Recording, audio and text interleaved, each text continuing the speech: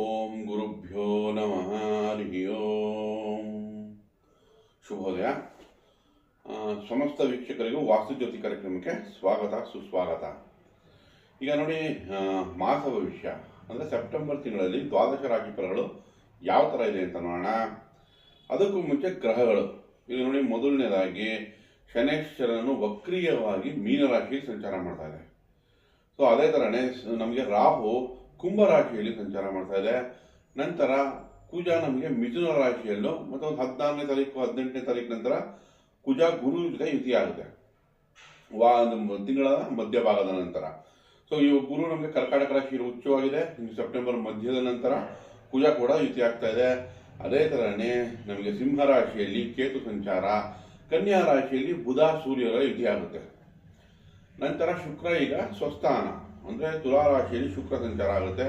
ಇದು ಈ ಗ್ರಹಗಳ ಗೋಚಾರ ಸೆಪ್ಟೆಂಬರ್ ಮಾಸದಲ್ಲಿ ವಿಶೇಷವಾಗಿದೆ. ಇನ್ನು ಸೆಪ್ಟೆಂಬರಲ್ಲಿ ವಿಶೇಷ ಏನಿದೆ ಅಂತ ನೋಡಿದ್ರೆ, ಕೃಷ್ಣ ಜನ್ಮಾಷ್ಟಮಿ ಬರ್ತದೆ 4ನೇ ತಾರೀಕು. ಸೊ ಹಬ್ಬಗಳೇ ಪರಿಹಾರ. ನೋಡಿ, ಸೆಪ್ಟೆಂಬರ್ 2ನೇ ಭಾಗದಲ್ಲಿ ಪಿತೃಪಕ್ಷ ಶುರುವಾಗೋದ್ರಿಂದ ಮುಹೂರ್ತ ಭಾಗಗಳು ಕಡಿಮೆ ಇರುತ್ತೆ. ಪಿತೃಪಕ್ಷ ಈಗ ಅಕ್ಟೋಬರ್ 10ಕ್ಕೆ ಮುಗಿಯುತ್ತೆ. ಆಮೇಲೆ ನವರಾತ್ರಿಗಳು ಶುರುವಾಗುತ್ತೆ, ಹಬ್ಬಗಳ ಆಚರಣೆಗಳು ಶುರುವಾಗುತ್ತೆ. ವಿಶೇಷವಾಗಿ ಈ ಸೆಪ್ಟೆಂಬರಲ್ಲಿ ದ್ವಾದಶ ರಾಶಿ ಫಲಗಳ ಬಗ್ಗೆ ತಿಳ್ಕೊಳ್ಳೋಣ. ಧನುರ್ರಾಶಿ ನೋಡಿ, ಧನುರ್ರಾಶಿಯವರಿಗೆ ನಿಮಗೆ ಸಪ್ತಮದಲ್ಲಿ ಕುಜ ದಿವಸ ಈಗ ಹೋಗ್ತಾ ಈಗ ಅಷ್ಟಮಕ್ಕೆ ಹೋಗ್ತದೆ, ಗುರು ಜೊತೆ ಸೇರ್ಕೋತಾ ಇದೆ. ವಾದ ವಿವಾದ ಜಾಸ್ತಿ ಆಗ್ಬೋದು, ಸಣ್ಣ ಪುಟ್ಟ ಏಟ್ ಬಿಡ್ಬೋದು, ಆರೋಗ್ಯದ ಸಣ್ಣ ಪುಟ್ಟ ಸಮಸ್ಯೆಗಳು ಬರ್ಬೋದು. ಸೊ ಹಾಗಾಗಿ ಕುಜಿಗೆ ಪರಿಹಾರ ಬೇಕು, ಗುರುಗೂ ಪರಿಹಾರ ಬೇಕು. ಕುಜಿಗೋಸ್ಕರ ಸುಬ್ರಹ್ಮಣ್ಯಾಯ ನಮಃ, ಕಾರ್ತಿಕೇಯ ನಮಃ, ಷಣ್ಮುಖಾಯ ನಮಃ ಇದರ ಅಷ್ಟೋತ್ತರಗಳು ಹೇಳ್ಕೊಳೋದು. ತೊಗರಿಬೇಳೆ ಬೆಲ್ಲವನ್ನು ಸುಬ್ರಹ್ಮಣ್ಯನ ದೇವಸ್ಥಾನದಲ್ಲಿ ಕೊಡೋದು.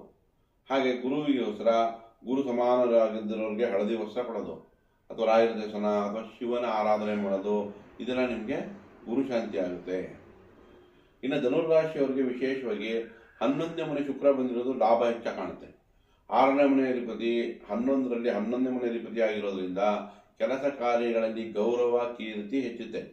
ಏನಾರ ಪ್ರಮೋಷನ್ ಆಗೋದು ಅಥವಾ ಜಾಗ ಬದಲಾವಣೆ ಆಗಿ ನಿಮ್ಗೆ ಅನುಕೂಲಕರ ವಾತಾವರಣ ಸೃಷ್ಟಿಯಾಗೋದು, ಇದೆಲ್ಲ ಶುಕ್ರನಿಂದ ವಿಶೇಷ ಫಲ.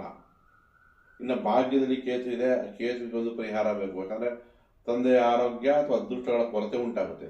ಸೊ ಕೇತುಗೋಸ್ಕರ ನೀವು ಬೀದಿನಾಯಿಗೆ ಆಹಾರ ಕೊಡೋದು, ಗಣೇಶನ ಆರಾಧನೆ ಮಾಡೋದು, ಗಣೇಶನ ಅಷ್ಟೋತ್ತರಗಳು ಹೇಳ್ಕೊಳೋದು, ಇದರಿಂದ ಕೇತುಗೆ ಪರಿಹಾರ ಆಗುತ್ತೆ. ಇನ್ನು 4ರಲ್ಲಿ ಶನೈಶ್ಚರ ವಕ್ರಿಯ ಆಗಿದೆ. ವಕ್ರಿಯ ಆಗಿರೋದ್ರಿಂದ ಅಂತ ತಲೆಕೆಡಿಸ್ಕೊಳ್ಳುವಂಥ ಅವಶ್ಯಕತೆ ಇಲ್ಲ, ಗುರುವಿನ ದೃಷ್ಟಿನೂ ಬೀಳ್ತಾರೆ. ಸೊ ಹಾಗಾಗಿ ಅದ್ರ ಬಗ್ಗೆ ಚಿಂತೆ ಇಲ್ಲ.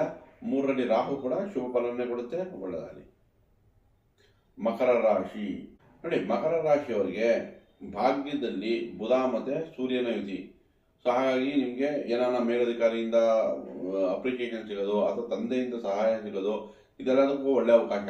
ವಿದ್ಯಾರ್ಥಿಗಳಿಗೆ ಒಳ್ಳೆಯ ಅವಕಾಶಗಳು ಬುಧ, ಯಾಕಂದರೆ ಭಾಗ್ಯದಲ್ಲೇ ಇದೆ. ಮಕರ ರಾಶಿ 6ನೇ ಮನೆ ಅಧಿಪತಿ 9ನೇ ಮನೆ ಅಧಿಪತಿ ಆಗಿರೋದ್ರಿಂದ ಕೆಲಸ ಕಾರ್ಯಗಳಲ್ಲಿ ಉತ್ತಮ ಫಲಗಳನ್ನ ನಿರೀಕ್ಷಿಸಬಹುದು. ಇನ್ನು ಅಷ್ಟಮದಲ್ಲಿ ಕೇತು ಇರೋದ್ರಿಂದ ಕೇತುಗೆ ಪರಿಹಾರ ಬೇಕು, ಗಣೇಶನ ಆರಾಧನೆ ಮಾಡಿ, ಖಂಡಿತ ನಿಮಗೆ ಕೇತು ಪರಿಹಾರ ಆಗುತ್ತೆ. ಇನ್ನು ಸಪ್ತಮದಲ್ಲಿ ಗುರು ಕುಜ ಇರೋದ್ರಿಂದ ಹೆಣ್ಣು ಮಕ್ಕಳಿಗೆ ಮದುವೆಗೆ ಅವಕಾಶ ಚೆನ್ನಾಗಿದೆ. ಕುಜನ ಮೇಲೆ ಯಾವಾಗ ನಿಮ್ಮ ರಾಶಿ ಕುಜದ್ದು ಕನೆಕ್ಟ್ ಆಗುತ್ತೋ ಹಾಗೆ ಮಕರ ರಾಶಿಯವರಿಗೆ ಹೆಣ್ಣು ಮಕ್ಕಳ ಅದರಲ್ಲೂ ವಿಶೇಷವಾಗಿ ಮದುವೆಗೆ ಚೆನ್ನಾಗಿದೆ. ಇನ್ನು ಮಕರ ರಾಶಿಯವರಿಗೆ 2ರ ರಾಹು 8ರಲ್ಲಿ ಕೇತು, ಅದಕ್ಕೆ ಪರಿಹಾರ ಬೇಕಾಗಿದೆ. ಶುಕ್ರ ನಿಮಗೆ ಲಾಭದಾಯಕವಾಗಿದೆ, ಬುಧ ಮತ್ತು ಸೂರ್ಯರು ಲಾಭದಾಯಕವಾಗಿದೆ. ಸೊ ವಿಶೇಷವಾಗಿ ತಗೊಂಡ್ರೆ ಮಕರ ರಾಶಿಯವರಿಗೆ ಲಾಭ ಹೆಚ್ಚಿಗೆ ಇದೆ ಅಂತ ಹೇಳ್ಬೋದು, ಒಳ್ಳೆಯದೇ. ಕುಂಭರಾಶಿಯವರಿಗೆ ಸಪ್ತಮದಲ್ಲಿ ಕೇತು ಸಂಚಾರ, ಅಷ್ಟಮದಲ್ಲಿ ಈಗ ಸೂರ್ಯ ಮತ್ತು ಬುಧರ ಮಿಲನ.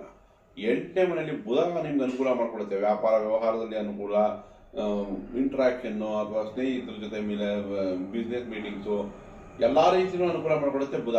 ವಿದ್ಯಾಭ್ಯಾಸಕ್ಕೂ ಅನುಕೂಲ ಮಾಡಿಕೊಡುತ್ತೆ. ಬಟ್ ಸೂರ್ಯ ಅಷ್ಟಮದಲ್ಲಿ ಎಕ್ಸಸ್ ಆಫ್ ಹೀಟು ಅಥವಾ ಒತ್ತಡಗಳು, ಮೇಲಧಿಕಾರಿಯಿಂದ ಒತ್ತಡ, ಇದೆಲ್ಲ ಸೂರ್ಯ ತಂದುಕೊಡುತ್ತೆ. ಹಾಗಾಗಿ ಸೂರ್ಯನಿಗೆ ಪರಿಹಾರ ಬೇಕು. ಸೂರ್ಯ ಉದಯಕ್ಕೆ ಎದ್ದು ಸೂರ್ಯನಿಗೆ ಅರ್ಘ್ಯ ಕೊಡೋದು, ಸೂರ್ಯ ನಮಸ್ಕಾರಗಳನ್ನ ಮಾಡೋದು, ಸೂರ್ಯನಿಂದ ಅಷ್ಟೋತ್ತರಗಳು ಹೇಳ್ಕೊಳೋದು, ಇದೆಲ್ಲ ನಿಮಗೆ ಅನುಕೂಲ ಮಾಡಿಕೊಡುತ್ತೆ ಈ ಒತ್ತಡಗಳಿಂದ ಆಚೆ ಬರೋಕ್ಕೆ. ಅದೇ ಥರ ಕುಂಭರಾಶಿಯವರಿಗೆ 2ನೇ ಮನೆಯಲ್ಲಿ ಶನೈಶ್ಚರ ಇದೆ. ವಕ್ರಿಯ ಆಗಿರೋದ್ರಿಂದ ಈಗ ಮತ್ತೆ ಒಂದು ತಿಂಗಳಿಂದ ನಿಧಾನ ಅನಿಸ್ತಾ ಇದೆ. ಸೊ ಹಾಗಾಗಿ ಶನೈಶ್ಚರಂದು ಪರಿಹಾರ ಮಾಡ್ಕೊಳ್ಳಿ. ವೃದ್ಧರ ಸೇವೆ, ಅಂಗವಿಕಲರ ಸೇವೆ, ಇದೆಲ್ಲ ನಿಮಗೆ ಅನುಕೂಲ ಮಾಡಿಕೊಡುತ್ತೆ ಶನೈಶ್ಚರಂದು ಪರಿಹಾರ ಆಗೋಕ್ಕೆ. ಕುಂಭರಾಶಿಯವರಿಗೆ 6ನೇ ಮನೆಯಲ್ಲಿ ಕುಜ ಮತ್ತು ಗುರು ಯುತಿ. ಸೊ ವಿಶೇಷವಾಗಿ ಕೆಲಸ ಸಿಗೋಕ್ಕೆ ಚೆನ್ನಾಗಿದೆ. ಹೊಸ ಕೆಲಸ ಪಡ್ಕೊಳಕ್ಕೂ ಚೆನ್ನಾಗಿದೆ. ಇಲ್ಲಿ ನೋಡಿ ಸೂರ್ಯ ನಮಗೆ ಬಲ ಕಡಿಮೆ ಮಾಡಿದ್ರೆ ಕುಜ ಸಪೋರ್ಟ್ ಬಂದಿದೆ. ಹಾಗಾಗಿ ಧೈರ್ಯ ಹೆಚ್ಚುತ್ತೆ, ಕೆಲಸ ಕಾರ್ಯಗಳೆಲ್ಲ ಅನುಕೂಲನೂ ಮಾಡಿಕೊಡುತ್ತೆ. ಓವರಾಲ್ ತಗೊಂಡ್ರೆ ಕುಂಭರಾಶಿಯವರಿಗೆ ಮಿಶ್ರ ಫಲ ಈ ತಿಂಗಳು ಅನ್ಬೋದು ಒಳ್ಳೆಯದು. ಮೀನರಾಶಿ ನೋಡಿ, ಮೀನರಾಶಿಗೆ ಶನೈಶ್ಚರನಿಂದ ಪಂಚಮದಲ್ಲಿ, ಅಂದರೆ ನಿಮ್ಮ ರಾಶಿಯಿಂದನೇ ಪಂಚಮದಲ್ಲಿ ಗುರು ಕುಜ ಯುತಿ ಆಯಿತು. ಸೊ ಗುರು ಕುಜ ಮತ್ತು ಶನಿ ಕನೆಕ್ಟ್ ಆದರೆ ವಿಶೇಷವಾಗಿ ಕನ್ಸ್ಟ್ರಕ್ಷನ್ನು, ಆರ್ಕಿಟೆಕ್ಚರ್, ಕನ್ಸ್ಟ್ರಕ್ಷನ್ನು, ಅಡ್ವೊಕೇಟ್ಸು, ವಾಸ್ತು, ಜ್ಯೋತಿಷ್ಯ, ಕೋಡಿಂಗು, ಅಥವಾ ಏನಾದರೂ ಒಂದು ಇಂಟೀರಿಯರ್ ಮಾಡೋರು, ಟ್ರಾನ್ಸ್ಫಾರ್ಮ್ ಮಾಡೋರುಗಳಿಗೆಲ್ಲ ಕೆಲಸ ನಿಧಾನ ಅಂತಿತ್ತು. ಈ ತಿಂಗಳಲ್ಲಿ ಸೆಪ್ಟೆಂಬರಲ್ಲಿ ವಿಶೇಷವಾಗಿ ಒಳ್ಳೊಳ್ಳೆ ಪ್ರಾಜೆಕ್ಟ್ ಸಿಗುತ್ತೆ, ಒಳ್ಳೊಳ್ಳೆ ಕೆಲಸಗಳು ಪುನರಾರಂಭ ಆಗುತ್ತೆ, ಅಥವಾ ಒಳ್ಳೆ ಕೆಲಸಗಳೇ ಸ್ಟಾರ್ಟ್ ಮಾಡ್ಬೋದು. ಇದೆಲ್ಲದಕ್ಕೂ ತುಂಬ ಅನುಕೂಲ ಈ ಸೆಪ್ಟೆಂಬರಲ್ಲಿ ಮೀನರಾಶಿಯವ್ರಿಗೆ ಚೆನ್ನಾಗಿದೆ. ಇನ್ನು ಮೀನರಾಶಿಯವ್ರಿಗೆ 6ನೇ ಮನೆ ಕೇತು, ಅದು ಅಡ್ವಾಂಟೇಜ್ ಇದೆ.